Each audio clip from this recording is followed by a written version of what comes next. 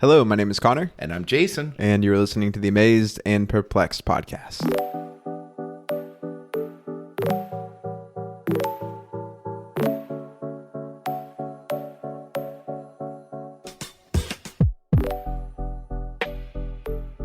So we find ourselves in John chapter 9. We're going to be beginning in verse 13. And so what's already been established is this interaction between a blind man and Jesus takes off. Like, Jesus is gone. Well, he sent the man, and when the man came back, Jesus isn't right there. And so he's now in a place where we don't know how it's going to go, like, unless you've read, but they've asked him, how'd you get healed, and where's this man, and, who is this guy really? Mm-hmm. And so I do think it's interesting. If you didn't know the rest of the story, this at this point would be like almost every other healing. Yeah. Is that Jesus heals and moves on. There's not a what happens after the guy is healed dynamic. So this is interesting to that point of view. I am curious, is there anything else that stands out to you based on your reflection from our last episode that would be interesting for us to have in our minds? I just would like to point out, the simple human dynamic here of what it must be like to be this man who's suddenly now seeing. We talked a lot about that last episode of suddenly like being able to, the sensory overload, the, astounding ability, like he's never had sight. So like he's now learning what a tree looks like. He's now learning, he's got all these crazy new things that he's taking in.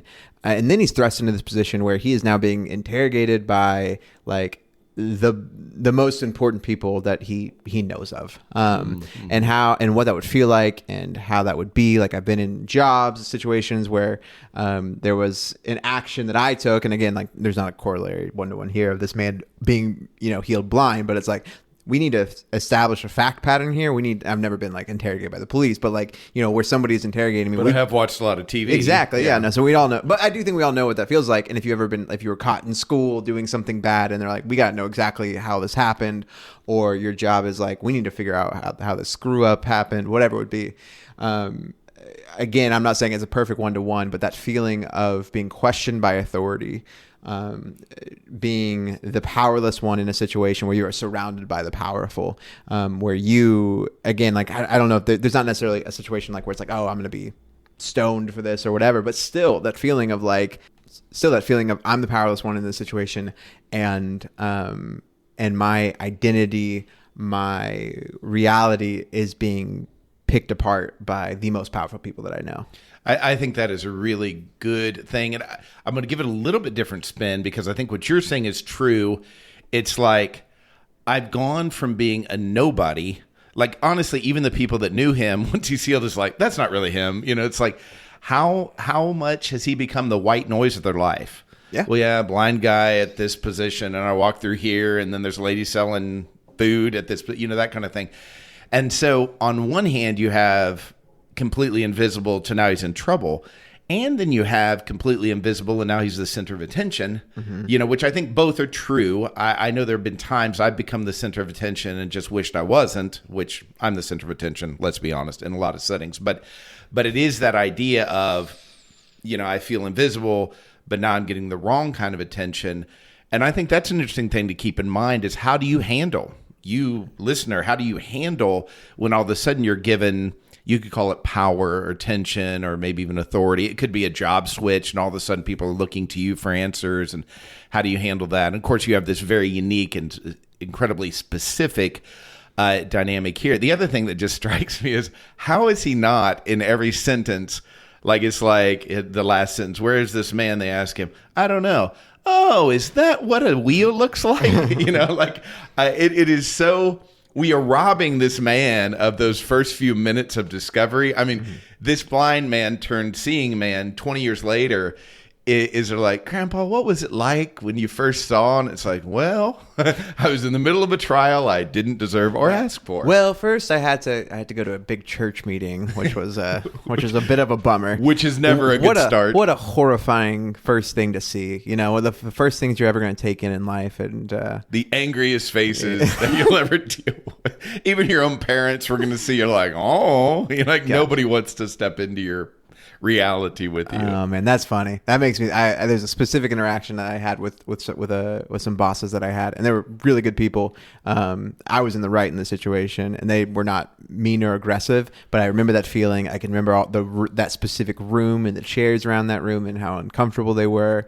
And then just the perplexion. Now adding on top of that, and again, that was not near life as death as what this is. Man, what happened if I just had a sense that I never had before, like 2 minutes before that meeting happened? I just can't even fathom. So, Jason, this is a big, long chunk. John, this is just the way John rolls. He fleshes things out quite a bit. It's a lot different than Matthew, Mark, and Luke. And so that's good and that's okay. So Jason's going to read a part of the passage. We're going to read from 13 all the way to 34. Unless I get really inspired. Unless he starts like beating his chest and he gets all you know how he is. Yeah, you know how a center of attention he needs to be. If he senses that he can grab a little bit more here, he's just got to go for it.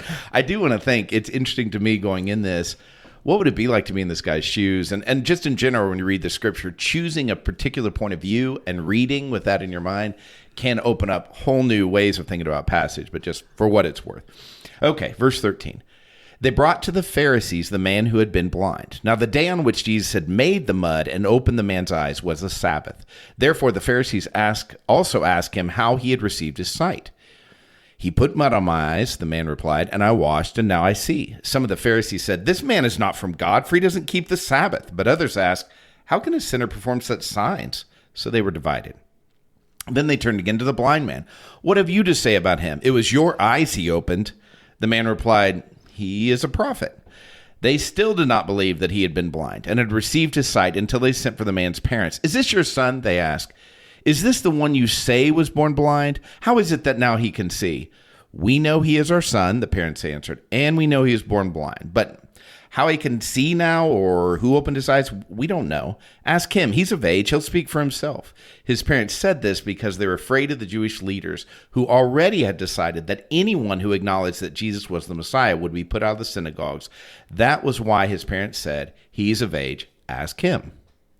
A second time, they summoned the man who had been blind. Give glory to God by telling the truth, they said. We know this man is a sinner. He replied, whether he is a sinner or not, I don't know. One thing I do know. I was blind, but now I see. Then they asked him, what did he do to you? How did he open your eyes? He answered, I have told you already, and you did not listen. Why do you want to hear it again? Do you want to become his disciples too? Then they hurled insults at him and said, you are this fellow's disciple. We are disciples of Moses. We know that God spoke to Moses. But as for this fellow, we don't even know where he comes from. The man answered, now that is remarkable. You don't know where he comes from, yet he opened my eyes. We know that God does not listen to sinners. He listens to the godly person He listens to the godly person who does his will. Nobody has ever heard of opening the eyes of a man born blind. If this man were not from God, he could do nothing. To this they replied, you were steeped in sin at birth. How dare you lecture us? And they threw him out. So, wow. Yeah. Not cool. Jason, what amazes you? I think this is a low-hanging fruit, and I always like to see what else amazes me, but I'm still astounded. And honestly, because we've talked more about the potential state and probable state of this man, I'm just amazed at his wherewithal, this blind man's, now seeing man's wherewithal. It is just stunning. I wonder how his blindness maybe serves him. In other words, when he hasn't taken in all the pageantry, when he hasn't taken in it's easy to believe in whatever structures that are around God when things are easy.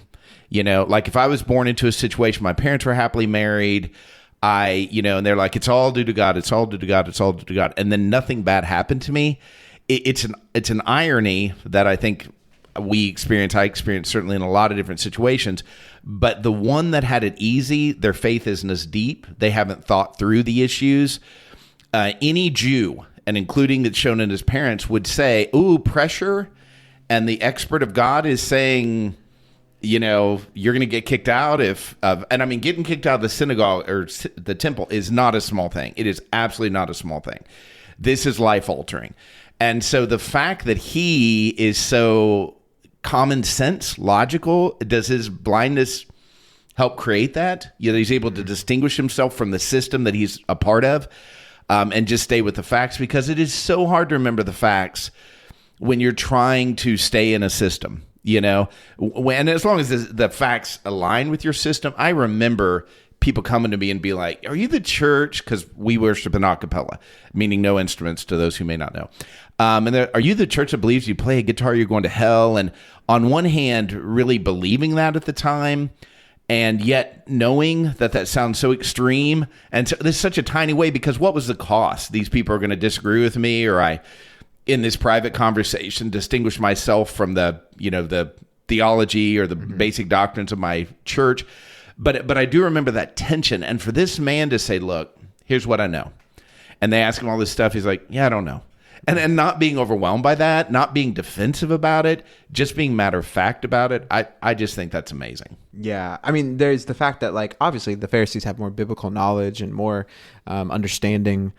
They have more academic understanding of the scriptures than this man, and he doesn't feel need to like put on and pretend like, no, you don't understand. Okay, like I've been doing some studying, I have this revelation. So in Isaiah, when it says this, he's like, no, he can speak exactly to what his experience has been. And so this is one of those areas where, like, he is trusting God that what God has given him is enough, and he just gives all that he has. And like, that's a pretty like, I think about so much of the time we'll wonder when Jesus has an interaction with somebody, and you're like, wait, how did you not have like a new members dinner with that guy Jesus? How did you just let him like go off in the distance? It's like, this is one of those interactions where it's like, this man has exactly what he needs. And he gives it all up. And like, I think it can be helpful for me when I read those other times to go like, man, this is how God is viewing these situations. And like, maybe I need to adopt a little bit more of it.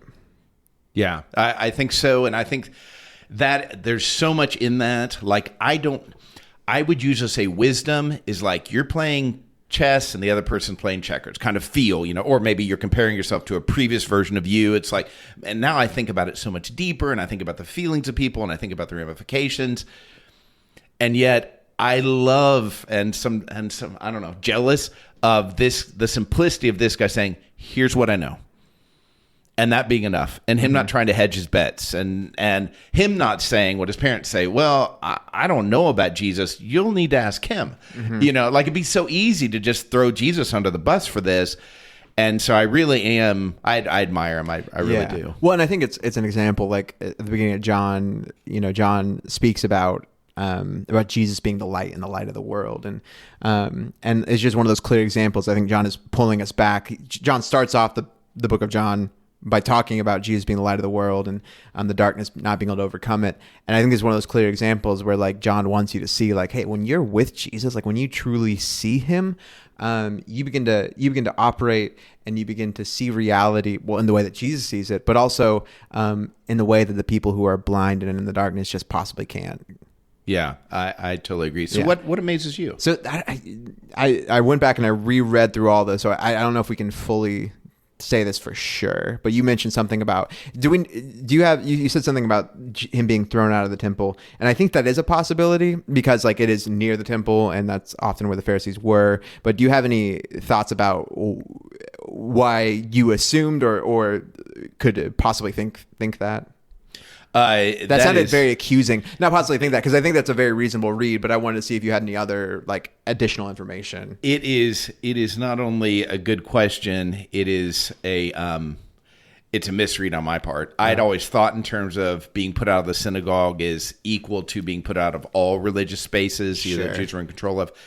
Number one, I don't know where this is as he went along as the beginning verse in this chapter. I don't know if 8 would clarify. So he is close to, is it the Pool of Siloam, where it would have been the place that people go to cleanse themselves before they enter into the temple. So so he's right there. There is a connection that this is happening either near the temple or very close to the temple. So that is a very fair question. So what I would say is whether he is thrown out of the temple or he is thrown out away from the Pharisees, and now he is like persona non grata to the Pharisees. This is a man who couldn't have gone to the temple before because he was ritually impure and unclean. And Jesus gives him his sight back. He is no longer in their eyes unclean, impure. And for the first time possibly ever, he could actually go to the temple. And whether he's thrown out or now he's going to be barred because he's, whatever. And that's not his first thought because he's already seen Jesus. And like, that is just so incredible. I think about if I were to come into such a weighty miracle and thinking about like what it would do for me and how it would change my life and what it would mean for me. For him, being able to go to the temple, being able to go along with the people that he is begging for all the time who will walk by him, to suddenly be able to be one of those people, to enter into the presence of God, to be at the center point where heaven is meeting earth, and then to be so okay with never actually getting to partake. That's just incredible. I think so. And yeah, no, that is really, really, I love that picture of he's never seen the temple, but now that he's seen Jesus, it's lesser.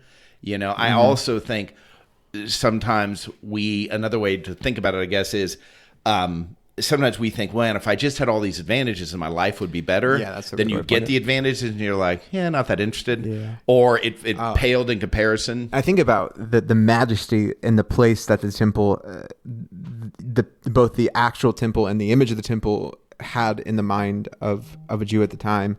And to think about, like, this man is so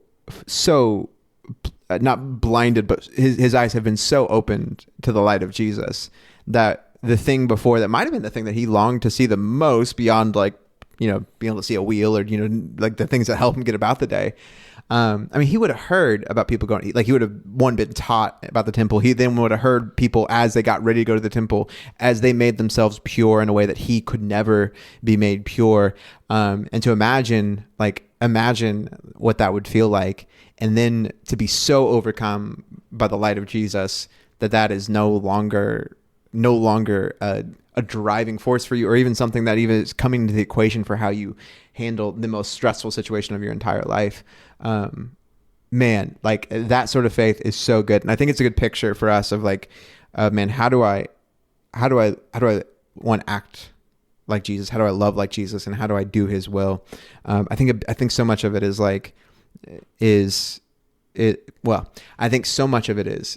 how do I see reality in the way that Jesus sees it? And then how do I begin to see Jesus in everything that I do? How do I see it in the person in front of me? How do I see it in nature? How do I see it in the church? Whatever it may be. When I can get as many pictures of Jesus, and he's everywhere. The Spirit resides in you, Jason. The image of God resides in the person down the street who I have no idea what their relationship with church is. God is everywhere to be seen. And when I truly see him for who he is, the God that is love, then man, my eyes begin to be opened up in ways that I could never have possibly imagined.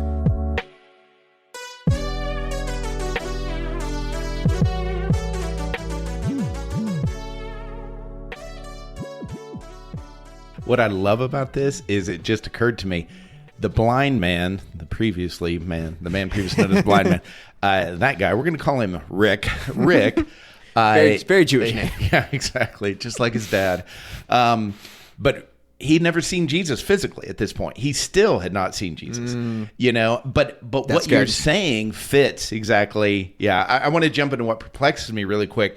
And it's funny because I could probably say this about almost all of the healing narratives, but I think this playing it out is so fascinating. And this is the crux of it. I am perplexed why Jesus wouldn't want to be there for the celebration of him healing. Mm-hmm. Like he sends him off. And see, if you know this context already, you know the truth. But as far as we know, Jesus will never see this guy again. In other words, if we're just living in accurate or actual time, we think, where's this Jesus? He's gone forever, because in so many cases, that's the case. He'd heal somebody and move on, And there are times where people didn't know if it had really worked until later, like when he heals the centurion's servant and is far off, and they didn't know till they got back, he was healed right at that same time. And so this gives us a really interesting picture of the aftermath of Jesus. And I don't know how to uninvest in these situations when they happen in my life. I've never healed somebody of a physical disease or a condition. But when I am a blessing to people, so I was with the AIM students, a few weeks ago, and there were moments that I felt, man, God is really here and he's connecting me with this person or this group of people. And I love that. I want to know the aftermath. Mm-hmm. I had the AIM director then write me a few days ago and said, hey, I think this is a connection to some of the work you did when you were with him. And I love that connection. And if I was ever given the choice, I would have it and then have more. I want to see how God works. And part of it is good, and I want to see the glory of God. And then part of it is because I want to know I did good. Yeah. I want to know at 55, am I still valuable? Am I still used by God in any way that's significant? And so I don't know the percentage, how much of that is selfless Jason, who I just love God, and what of that is insecure Jason that needs to know, okay, I'm still worthwhile. But Jesus's lack of needing to know, and again, I'm just living in this moment where we don't know if he'll ever see him again, but he released him to go to the fountain and doesn't say, come back, or the pool rather. I don't know. I don't know what to do with it. Yeah, I think for me, and maybe this kind of goes back to what I already said, I think Jesus is so captivated by the beauty of God in every way that he encounters. Like I think about, like for me, I've been in situations where I was looking at the ground and I saw ants crawling, and like I saw it in the moonlight, and I was like, and it hit me like, oh my gosh, what a wonderful creator like God is. And like you really being able to come in tune with like, oh, he knows that ant and that hill, and like he created the atoms that make up that ant hill. And I see a gopher little trail over there that's like, and like really be able to dive in to think that Jesus, he so sees the world in the way that God does, and he sees the true depth and the true reality around him that, I think Jesus sees that. I think Jesus sees the world the way that God sees it because he is God. But then also, how would it change my feeling when I'm like, man, I want to know how this ends. I want to know what the conclusion is. I want to know what this looks like. If I knew that when I turned around, I'm like, well, God is just like from this conversation, like if you have a major breakthrough and I'm like, man, I got to see how he's going to go talk to the next person about this, or how he's going to, talk to Heather about this, or whatever it may be. Like, I want to be of the belief that like Jason's going to go out the door and I'm going to turn around, and whether my family's back in the house or I'm alone here, that God is just as present here as he was when Jason left and we had this major epiphany. And I think that's the way Jesus sees the world. I think Jesus can look at you and he can see the image of God inside of you. When Jesus is walking the earth, he can see the image of God of the person in front of him, and he can see the way the Spirit is working, wanting to move, and the plans of God. And then that person goes away and there's not a deficit. Like for me, I feel like when I'm like, I want to see how it happens, it's because I feel like, oh, I'm going to miss out. But if my picture of the world is the same picture of Jesus, where it's like, no, like there is a through line and there is a story that God's will is going to do with that thing over there that I don't have access to. But also like God's just going to put the next thing in front of me that is just as beautiful, and he's just as much in as he was the other thing. I love that. And I have used similar logic with people over the years, and I think it was apt, it was right, it fit, and I hope it helped them. And it's magnifying to me my sin, my weakness in. I think we talk a lot at Memorial about recognizing when your faith is a Jesus and. Well, it's Jesus and my church gets all the doctrine right, or Jesus and I haven't murdered anybody yet, or Jesus and, well, whatever it is, however it is you justify, Jesus and my family, Jesus and my giftedness, that if you took away the and part of it, would you still have your full faith? And I recognize in this moment, no. If all of a sudden... So I started a specific type of class a couple weeks ago, then I missed it this last week because I went to observe my dad retiring from ministry. And when I did that, I came back and my first thought was, did that go well? And then some of this morning, unsolicited, because I've disciplined myself not to ask, it wouldn't be bad to ask, but I know for me, asking is, oh, good, I'm still a Christian. I'm still loved by God, but somebody came to me and was like, hey, that really went well again this Sunday when you weren't here. And I'm like, oh, thank goodness, and I hate that I felt so much relief, and that's, understand it's not bad to feel good about good things, but it is that deeper question for myself. What happens if God takes all this away from me?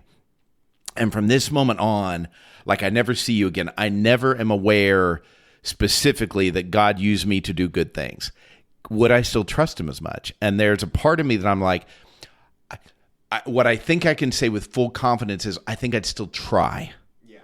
But I think I'd go to my grave feeling less. You know what I mean? Because I'm just owning, I am addicted to affirmation. And I've known it for a while, but man, this hits me in a totally different way, both in the position of Jesus, but also in the position of the blind man.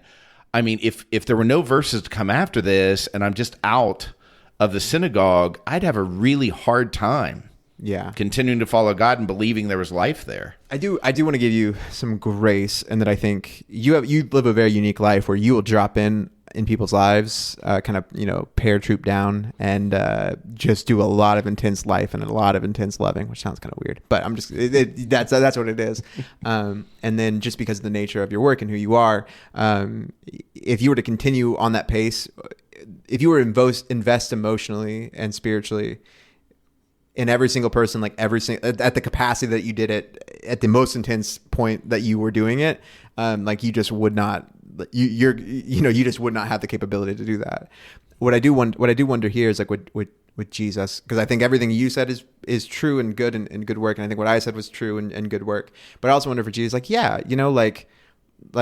obviously, like, I love the man born blind, but like he wasn't Peter. Like I had chosen Peter to walk with and to invest in daily. And so like I was really invested in finding out how things worked out for Peter. I'm really invested in and so I don't want to take away the humanity of how you'd feel of like maybe Jesus had some similar feelings towards the people that were in the inner circle of his life. Whereas these people, where it's like a situation where you drop in for Amos, where you deeply love them and you're doing great. Maybe the thing for Jesus, he's like, no, I love them and I trust them that God's doing something else. But like God's given me a circle, an inner circle that like, and these people are loved and great. And if they become a part of it, fantastic. But right now that's not necessarily the call. So I don't know what to do with that. No, I'm grateful for that. And that rings true. Even toward the end, he's like, I've kept all these that you've given me. And so there's some fulfillment of a prophecy there when he says that, but also there's something about his humanity that's like,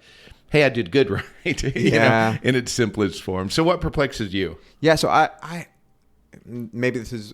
think I struggle so much with my view of parenthood, and then how to think about how God talks about parenthood, both in terms of his like fatherhood to me and the people around me, and also what he commands of parents in general, and just the whole relationship. And so it's really interesting to me, and I struggle with it. Like the parents of the blind of Rick are they don't throw Rick under the bus. That they are very clearly afraid, but they're not like, no, I don't know. They don't tell the Pharisees whatever. They do tell some truth here. They're not like fully avoiding it. But I think about okay, so if Indigo has a genetic condition that causes her, she has very low muscle tone and her reflexes are really slow. And the geneticist we saw basically said like, hey, listen, like she's going to develop. There's so many people that have this genetic condition that in real life, she'll just never be captain of the soccer team. Like, okay, that there was, it was good to get some diagnosis and some all good things around that. If one day somebody like prays over my daughter, and then the next day she's like a world-class athlete, and then somebody's coming to me being like, hey, like what happened? We have the notes from the geneticist. We have the test. We have this or that. Like what happened? I like in my best mind, I'd be like, I could not imagine a better, like there are things that God could do to me that I would feel like, oh yeah, that would really speak to me. I can't imagine a way that God would move me more than to do something for my daughter, like that. Yeah. And again, what the particular parental relationship is like, who knows? Honestly, seems not that bad considering the fact they're not like they're afraid, but they don't throw them under the bus. And so I'm not perplexed necessarily at the story, but I'm just perplexed at like at how I maybe this sounds bad. I've kind of come to wonder, especially as I anticipate Amos being born, if I am if I view too much of my relationship with God and everything through the lens of fatherhood. I don't. That sounds like cheesy to be like, I'm such a committed father, but like so much of my mind is taken there. And again, I'm not like making these parents God or anything like that. I'm led. I'm just confused because my daughter is not blind, does not have that severe of an issue. But if her issue was healed and it was clear that somebody had done it, like I can't imagine not just being like blinded in the moment by the light of God. And so again, maybe my perplexion is with the parents, it's with the dynamic at a whole. I don't know. I'm glad for that. I think I've just, and maybe it's because I've heard preachers do it throughout my life, really hard on the parents. But when you imagine they're at home, they don't know this has happened. That's the way I'm reading it. I think that's right. They don't know it's happened, and then they're sent for, which means probably, the guards, not Roman guards necessarily, but the guards that the synagogue leaders have the authority over. They show up, come with us. They're scared. Then they get there. Their son is standing there seeing, and how discombobulated were their brains? Yeah, that's a good And point. then all of a sudden they're in the middle of a trial that they didn't want any more than the son wanted, and they did know, and they didn't know Jesus did it. They didn't know. So when I read it through that lens, they're in a lot better shape. Oh, for sure. Whereas I've just perceived them. So I appreciate this correction in my own thinking. And I do wonder, maybe there's a John 2 out there where we get a lot more info on the parents here. Where like maybe there is a point where like it fully sinks in with them, and it's not so sharp of like, oh my gosh, I'm in front of the Pharisees, and then they're like, oh my gosh, my son's seeing, and it's like that can only be of God, and their eyes are opened, and it's they're no longer blind. And so again, I don't have like a specific, I don't have a critique of them. I don't have there's something maybe in my heart that just happens to touch that I've been struggling with, because I just as a parent recently, especially as a parent as a young kid, and then with one on the way, I just can't imagine, Jason, you come over to record every single Wednesday, and like I love you deeply, but if again you came over here and like ignored my daughter and like pretend she didn't exist when she came and ran up to you and was going to tell you about her stuffed giraffe, I'd be like, and what is that about? Like that's kind of weird. But like one of the elements of like of our closeness beyond this is like, yeah, you are invested in my family. You love my daughter and my wife well, when you get to see them. And so like for me, the thing anybody can do the most to speak to me is to love my family really well. And so, yeah, it's just conflicted feelings. And again, maybe sometimes I feel like it's important to make this distinction. Sometimes I feel like our perplexions and our amazements are directly right at the text, maybe. Today is one of those things where there's something stirring in my heart that's stirred by the passage here, and I'm not trying to make any sort of doctrinal statements. I'm just simply trying to interact with Scripture in a way that's like honest of where my heart is, and then also how I think God works with Scripture. Because we try to read it, and sometimes we try to read it in vacuum, but most of the time we just can't. I think that's very, very poignant. Somebody was printing, like I have a friend that's like crazy smart. He just finished his name's Connor. No, I'm just kidding. I have another friend that's crazy smart, like you, Connor. But he just finished up his PhD. He's interested in things. Not that smart, yeah. I'm not interested in at all. I mean, I'm interested in generally, but like he's super interested in a few things, and his at least his mentality is really centered on them. And he had asked a question a week ago or something about, okay, how do we, since bias is so strong, how do we live in this world now? And he lives a lot on social media. You're like, I don't even want to have an imprint. I don't want anybody to know anything from me, about me through social media, because I'm like, it's not going to be well-rounded. It's not going to be me, but I get it. I think differently. So one of the things that first cut up to me or occurred to me was, man, if you want to deal with people that don't think like you have to come in owning your own bias to a incredible degree. You've got to know every single part of you that's your, if you're doing it optimally, you would know every single part of your shadow, every single one of your weaknesses, every single judgment that you have, to do it really, really well. Now, anything up to that, good for you. You know what I mean? I'm not saying you're going to get there. I'm just saying that's what you'd want, because you're biased. You're biased about everything. I'm biased about everything. And the only way to not let that totally dominate every conversation is to own, oh, I'm really biased. My coworker, Tim Rush, all the time, even when we're complaining about how we're being treated in a situation or something we don't know how to deal with well, we'll acknowledge, okay, how this is about me or how this is like me is this. That is we don't even think about it. We just do it. And man, it has saved my heart so much. But I want to say specifically as a witness, and I think this is true of me as well, when we're thinking about parenting, unless you just had really great parents, I think the majority of people, like my parents got divorced. It was really messy, and then messy blended family, messy all this. So I had like one life goal, a positive life goal was I will be a good parent. I will be a good parent. I will be a good parent. Now my kids are in their 20s. They don't live with me. And now I'm like, everything they do that is not in fitting with what I think is good, is not just what I like or what I want, but is life-giving. I'm like, have like crazy judgment against myself that I have to mitigate and this kind of thing. Mm-hmm. And just that idea of, earlier, like, hey, I'd want to give you grace on this. I think I don't think there's anything I need to give you grace on specifically, but in general, for all of us as parents, it's this idea of, man, we're not supposed to be good at this because you're only really good at stuff you've done again and again and again and again and again. Mm-hmm. And the fact is, the Indigo of today is not the Indigo of 2 years ago or 2 years from now. I mean, how much is her brother going to shape her life in a brand new, completely unpredictable way? And it is that part. And it just leads me back to these parents. Like, I'm really grateful for this episode because it's like, I really love his parents. Mm-hmm. Like before I was just like, because the text says they didn't do this because they were afraid, mm-hmm. I made afraid like super negative. Yeah. And I'm like, I think they'd be, even without this, they'd be in a state of shock because how many times did they wish their son would see? Mm-hmm. And then all of a sudden they're getting their answer, but in the most uncomfortable way, if they truly care about being a Jew and surviving in this life, because the implications of them being thrown out of the synagogue aren't small. Mm-hmm. And so I've got a whole new heart for them. Yeah. Because I have a whole heart for me when I realize, oh, my kids they didn't pick this up well.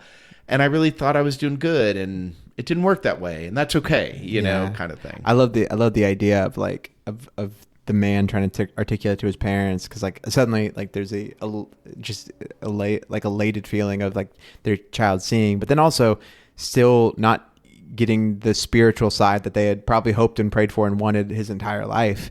And then for him to be like, no, it's good. Like I've seen this prophet, this guy named Jesus. Like I'm not even worried about the stuff that you're worried about. And like for them, they were like, that the temple, the like that's the good stuff. You haven't been able to, like, that's the good stuff we've wanted for you for so long. And for that man to be like, no, like you don't see it. And again, not to say like one-to-one to any one of our situations with our parents or with our kids. But there's a dynamic here, that if you were to tell these parents before, like, hey, I'm just going to let you know your son's going to be healed. And he's going to be able to see for the first time. Would you rather that he has a really high view of this prophet and then can't really partake in a lot of the temple system, or disavows the prophet and can partake in the temple system for the first time and really feel the closeness with his community and with his heritage? You'd be like, oh yeah, I'm taking the second one every single time. Yeah. But he gets a glimpse of God because of the first one. And as a parent, man, how do I prepare myself? Not that there's going to be a one-to-one situation, but there will be situations where God's going to want to move in my kid's life that feels like it's the dangerous path or the wrong path. And maybe it is, maybe it isn't. But how do I prepare myself to be open to the idea that they're the ones who are seeing the light and I'm the one in the darkness? That is really convicting. I'm so grateful you said that, because there are decisions that my kids make and I'm like, I don't think that's the right one. I don't think that leads where you want it to go. And I'm not suggesting I'm always wrong, but there's some liberation in recognizing I don't always have to be right. Yeah. Like God could be doing something through this that I would never even begin to guess. And generically, I believe it, but in the specifics, I shudder. And so to be able to say, hey, you don't have to shudder. I say that a lot of times God has no grandchildren, just to reinforce the idea that he cares way more about my kids than I could ever, ever, ever begin to care. And then to breathe a little bit easier, because I'm like, yeah, that's still true today. That's good. Grace, peace, and love.